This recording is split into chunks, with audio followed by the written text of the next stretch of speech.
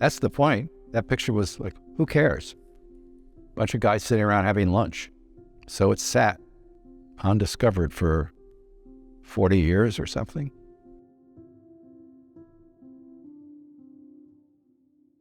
First time I covered golf for Sports Illustrated was in '63. I went to the Colonial Open, and then I did the '64 U.S. Open, the one won 36 holes when Ken Venturi won.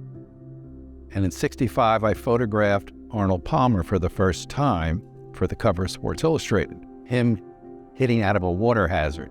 I don't know how many times you can do this, but you can see his face with the water splashing up, and his face is all squinched down. At least we were connected by that sort of strange cover. What was Arnold Palmer like? He was a rock star. He was one of the most charming people on the planet. He had his army, Arnie's army. They had the periscopes for Arnie's army. And he led them like a leader. He was like a cult.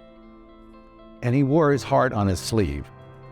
He had no hat. He was flicking the cigarettes around, his follow-through. I never wanted to follow anyone but Arnold. I mean, I couldn't stand it when I wasn't with Arnold. I think I was in his cult also. And let's just say, he may be the nicest person in the history of sports.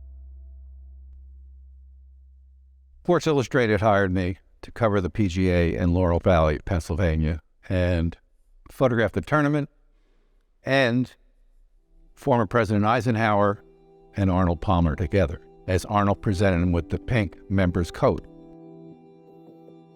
At least I had met Arnold before I went to photograph Arnie and the president. So he at least recognized me. And of course, Arnie being the nicest guy who ever lived, he opened his arms for me. The picture that became famous out of that day preceded Arnie giving President Eisenhower the pink coat.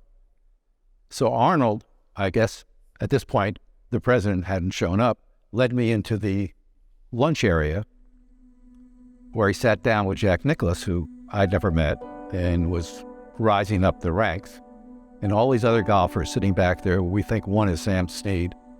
You never see a photographer at a tournament where the players eat.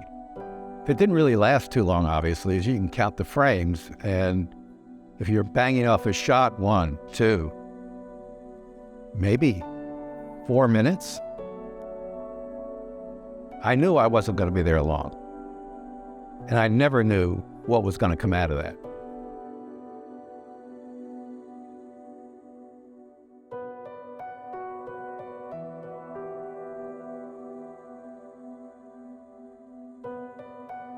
You think of this shot, one of these miracle pictures, 6 frames in,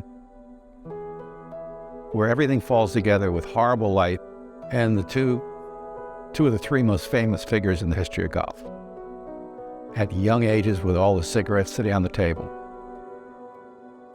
Thank God I took it. History has made this photograph better than it was 20 years ago, 30 years ago. To see a young Arnie and Jack in this casual situation. And they were the best rivalry, I think, in the history of golf. They were polar opposites in many ways. The way they looked, the way they acted, the way they styled. That image, to me, looks like no photographer's there. It looks so candid. There was a writer, he used to say, I'm just a bug on the windshield of life. But that's what show must feel like there, like a fly. Because no one's paying attention to me, which is good. It's underexposed, it's a thin negative. So it doesn't have the richness it should have. It was very dark in there. All the light was coming from behind them. So those were the last tournaments you shot in black and white, just around that era. I mean, the preceding tournaments I did were in color. But for some reason, we went black and white on that PGA tournament. And the picture of Arnie and Jack, I don't think could even be done in color. It would have never been as interesting. It just worked out.